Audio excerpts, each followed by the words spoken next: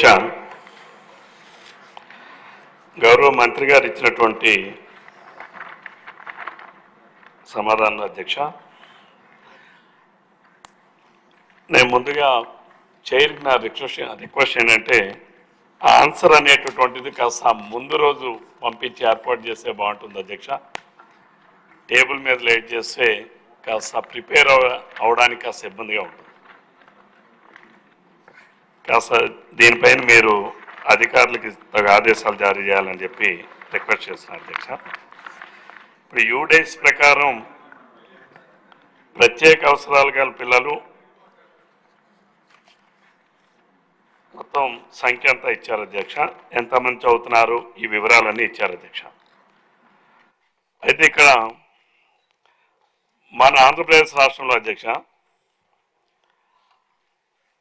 మనం గతంలో 2014, 2019 చంద్రబాబు నాయుడు గారి నాయకత్వంలో ఉన్న తెలుగుదేశం ప్రభుత్వ అధికారంలో ఉన్నప్పుడు 2018లో మనం రెగ్యులర్ నోటిఫికేషన్ వాళ్ళందరినీ ఎంపిక చేయడానికి నోటిఫికేషన్ ఇచ్చారు అధ్యక్ష. అది 2019లో ఎగ్జామినేషన్స్ అన్ని కండక్ట్ చేశారు అధ్యక్ష. అయితే ఇక్కడ నేను గౌరవ మంత్రి గారికి నా రిక్వెస్ట్ ఏంటంటే, ఏదైతే 2019లో నోటిఫికేషన్ 2018 నోటిఫికేషన్ ప్రకారం జరిగినటువంటి నియామక ప్రక్రియలో ఆనాడు కొన్ని అవకతవకలు జరిగాయి అధ్యక్ష. అంటే మెరిటోరియస్ పీపుల్ని కూడా పక్కన పెట్టడం, ఏదైతే కొంతమందికి వెయిటేజ్ ఆఫ్ అంటే ఎవరైతే అప్పటికి పనిచేస్తున్నటువంటి వారు ఉన్నారో, వాళ్ళు కాంట్రాక్ట్ బేస్లో చేస్తున్నటువంటి వాళ్ళు ఉన్నారు, వెయిటేజ్ ఇస్తున్న కొన్ని అవకతవకలు జరిగాయి అధ్యక్ష. అంటే ఎట్లాగైతే సర్వీస్ కమిషన్ గ్రూప్ 1 ఉద్యోగాల్ని, అంటే ఒక కాన్స్టిట్యూషనల్ బాడీగా ఉన్నటువంటి సర్వీస్ కమిషన్లో కూడా ఏ రకంగా అయితే గ్రూప్ 1 నియామకాల్లో అవకతవకలు జరిగాయో, అదే మాదిరిగా 2018లో ఒక స్పిరిట్తో ఆనాడు చంద్రబాబు నాయుడు గారు ఈ నోటిఫికేషన్ ఇస్తే తదుపరి వచ్చినటువంటి ప్రభుత్వంలో చాలా అవకతవకలు, ఇర్రెగ్యులర్ వెయిటేజెస్ మార్క్స్ అనేటటువంటిది ఇవ్వడం జరిగాయి అధ్యక్ష. దానివలన కొంతమంది ఎలిజిబుల్ పీపుల్ కూడా ఆ నియామకంలో పాపం ఉద్యోగాలు రాకుండా కోల్పోయారు అధ్యక్ష. అది ఈ సభ దృష్టికి తీసుకురావాలని, ప్రభుత్వం దృష్టికి తీసుకురావాలని, ఒక్కసారి ఆ వాటిని కూడా వెరిఫై చేయాలని చెప్పి నా రిక్వెస్ట్ అధ్యక్ష.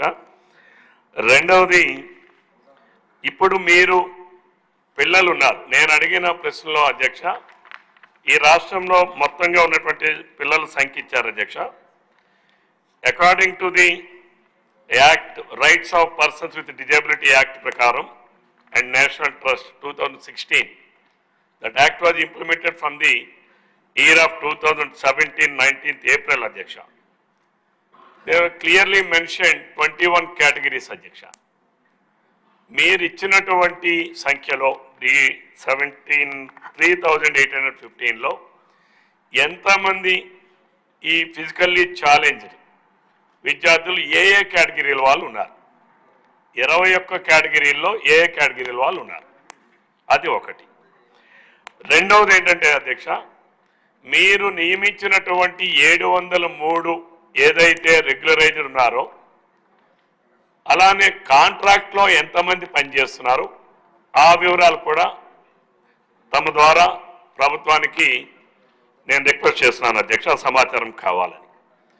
మూడవది ఏంటంటే, 21 కేటగిరీస్ ఉండేటప్పుడు మీరు నియమించినటువంటి కానీ లేదు కాంట్రాక్ట్లో కానీ రెగ్యులరైజ్లో కానీ ఎక్కడైనా సరే 21 కేటగిరీస్కి సంబంధించినటువంటి అభ్యర్థులని నియామకాలు జరిగాయా లేదా? ఎందుకంటే వికలాంగులు అనేవాళ్ళు, ఫిజికల్లీ ఛాలెంజ్డ్ పీపుల్ ఒకే రకంగా ఉండరు. సో 21 కేటగిరీస్ ఎక్కడెక్కడైతే పిల్లలు ఉన్నారో ఏదైతే ఆ రేషియో కూడా ఫాలో అవుతున్నారా లేదా అనేది. ఇప్పుడు మనకున్నటువంటి గవర్నమెంట్ ఆఫ్ ఇండియా యాక్ట్ ప్రకారం అధ్యక్ష 1:10 ప్రాథమిక స్థాయిలో ఉండాలి అధ్యక్ష.